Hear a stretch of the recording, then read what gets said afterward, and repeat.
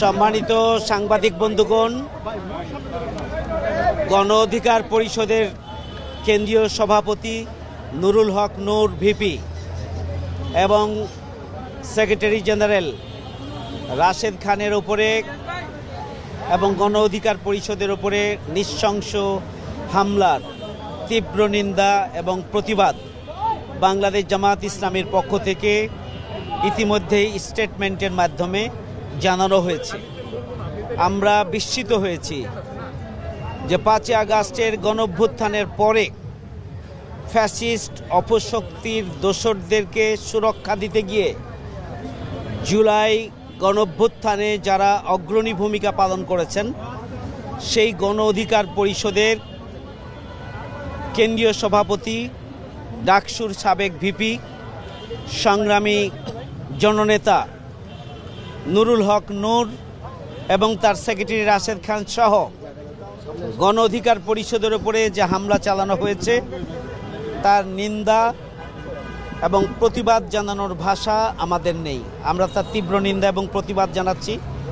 আমি হসপিটালে এসেছিলাম নুরুল হক নূর এবং রাশেদ খান সহ যারা আহত হয়েছে তাদেরকে দেখার জন্য। নুরুল হক নূর ইতিমধ্যেই ঢাকা মেডিকেল কলেজে গিয়েছেন।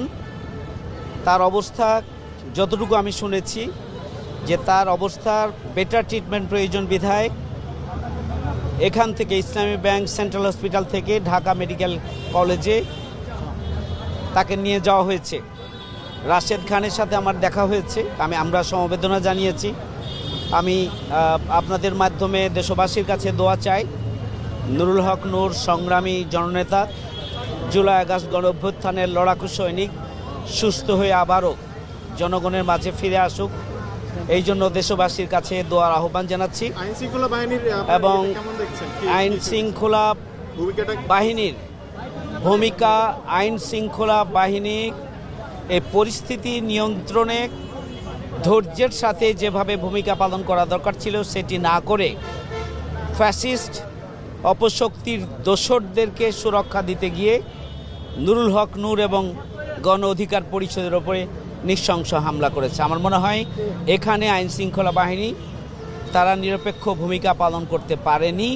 আমরা তারই প্রতিবাদ জানিয়েছি, কারণ উদ্ভূত যে কোনো পরিস্থিতি নিয়ন্ত্রণে আরও ধৈর্যের সাথে, আরও কৌশলের সাথে এবং উভয় পক্ষকে এই পরিস্থিতি নিয়ন্ত্রণের জন্য নিজ নিজ অবস্থান থেকে যেভাবে ভূমিকা পালন করা দরকার ছিল আইন শৃঙ্খলা বাহিনী, সেটি না করে যারা গণতান্ত্রিক আন্দোলনের সহযোদ্ধা, যারা জুলাই যোদ্ধা, যারা জুলাই আগস্ট গণঅভ্যুত্থানে ভূমিকা পালন করেছেন, যারা ফ্যাসিস্ট অপশক্তি বিরোধী আন্দোলনে যারা রাজপথে নেমেছেন, ফ্যাসিস্ট অপশক্তি শেখ হাসিনার দোসরদের বিরুদ্ধে যারা রাস্তায় নেমেছেন, তাদেরকেই উল্টো আইন শৃঙ্খলা বাহিনী যে নৃশংস হামলা চালিয়েছে এটা আসলে কোনোভাবেই কাম্য নয়। আমরা তার তীব্র নিন্দা এবং প্রতিবাদ জানাচ্ছি। কিন্তু জিএম কাদের উনি নিরাপদে বের হয়ে গিয়েছেন, তিনি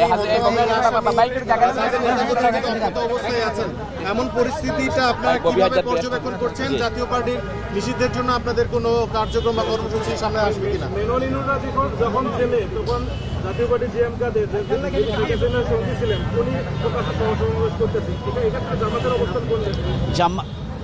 জামাতের অবস্থান পরিষ্কার যে জামাত ফ্যাসিস্ট শেখ হাসিনা, তার দোসর এবং তার সহযোগী যারা সবার বিচার চায় এবং সবার বিরুদ্ধেই অন্তর্বর্তীকালীন সরকার আইন শৃঙ্খলা বাহিনী পদক্ষেপ গ্রহণ করবে।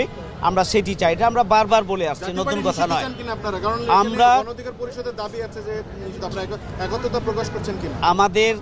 আমরা সব সময় ফ্যাসিস্ট অপশক্তির দোসরদের বিরুদ্ধে আমাদের অবস্থান সুস্পষ্ট। আমাদের কেন্দ্রীয় সংগঠনের পক্ষ থেকে আজকে স্টেটমেন্ট যাচ্ছে।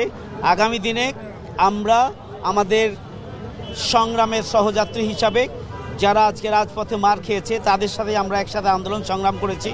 আমি মনে করি যে আমরা যারা গণতান্ত্রিক আন্দোলনে অবদান রেখেছি, আগামী দিনে ফ্যাসিস্ট এবং তার দোসর মুক্ত বাংলাদেশ প্রতিষ্ঠার জন্য আমরা সবাই মিলে আমরা ভূমিকা পালন করব ইনশাআল্লাহ। আমরা আছি নুরুল হক নূরের গণ অধিকার পরিষদের আন্দোলন সংগ্রামে, আমরা আছি, আমরা ব্যথিত। আমরা আগামী দিনের কর্মসূচিতেও আমরা থাকবো ইনশাআল্লাহ। আপনারা ভালো থাকবেন। আসসালামু আলাইকুম।